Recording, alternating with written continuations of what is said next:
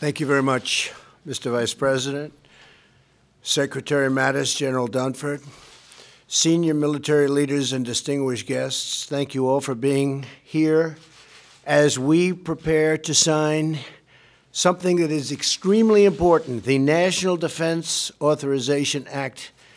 We're signing it into law. This historic legislation demonstrates our unwavering commitment to our men and women in uniform, the greatest fighting force in the history of the world, and we're making it a lot better than even that.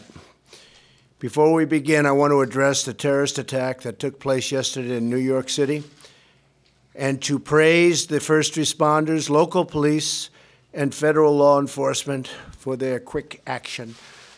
They did an incredible job. There have now been 2 terrorist attacks in New York City in recent weeks carried out by foreign nationals here on green cards. The first attacker came through the visa lottery, and the second through chain migration. We're going to end both of them. The lottery system and chain migration. We're going to end them fast. Congress must get involved immediately, and they are involved immediately, and I can tell you we have tremendous support. They will be ended. These attacks underscore the dangers we face from around the globe. The National Defense Authorization Act could not come at a more opportune or important time. This legislation represents a momentous step toward rebuilding our military and securing the future for our children. I applaud the work of the members of both parties who came together to pass the National Defense Authorization Act, which passed with overwhelming bipartisan support, something that sounds very nice to my ears. I especially want to thank Chairman Thornberry, who is here with us today, for his tireless efforts. Thank you, man. Thank you. It was a great job. Fantastic job. In recent years, our military has undergone a series of deep budget cuts that have severely impacted our readiness, shrunk our capabilities, and placed substantial burdens on our warfighters, and great warfighters they are. History teaches us that when you weaken your defenses, you invite aggression. The best way to prevent conflict or of any kind is to be prepared and really be prepared. Only when the good are strong will peace prevail. Today, with the signing of this defense bill, we accelerate the process of fully restoring America's military might. I also want to thank Senator John McCain for the work he's done on this bill. He has fought very, very hard to make it just the way he wants it and that we all want it. This legislation will enhance our readiness, expand our modernize our forces, and help provide our service members with the tools that they need to fight and to win. We will fight and win, but hopefully with this we won't have to fight because people will not be wanting to fight with us. It authorizes funding for our continued campaign to obliterate ISIS. As you know, we've won in Syria, we've won in Iraq, but they spread to other areas, and we're getting them as fast as they spread. We've had more success with ISIS in the last 8 months than the entire previous administration has had during its entire term.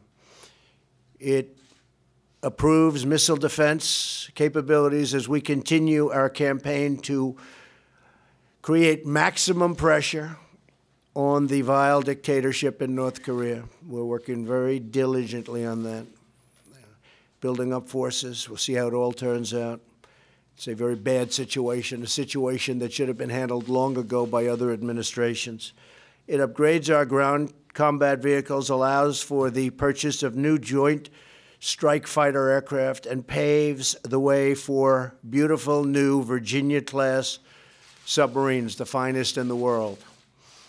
Finally, the defense bill authorizes major investments in our military's greatest weapon of all, its warriors. The NDAA increases the size of the American Armed Forces for the first time in 7 years, and it provides our military service members with their largest pay increase in 8 years. Now Congress must finish the job by eliminating the defense sequester and passing a clean appropriations bill. I think it's going to happen. We need our military. It's got to be perfecto. At this time of grave global threats, I urge Democrats in Congress to drop their shutdown threats and to send clean funding and a clean funding bill to my desk that fully funds our great military. Protecting our country should always be a bipartisan issue, just like today's legislation.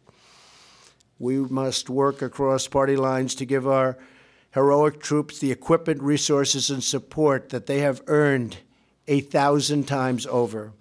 Together, we will send a clear message to our allies and a firm warning to our enemies and adversaries. America is strong, proud, determined, and ready. And I might add, when we're completed, and it won't be that long, we will be stronger than ever before, by a lot. So thank you to all of our friends in Congress, and we do appreciate the bipartisan support, and we appreciate your hard work on this historic defense authorization. And thank you, most of all, to our brave warriors for standing watch over our country, our families, and our freedom. Brand new, beautiful equipment is on its way, the best you've ever had by far. We make the best in the world, and you're going to have it. God bless you, God bless our military, and God bless America. Thank you very much. Thank you.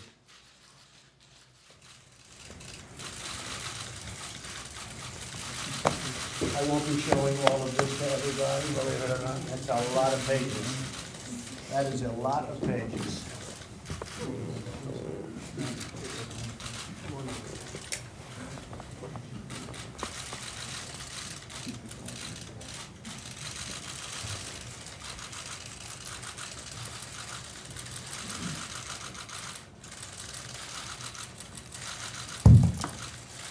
I think this deserves.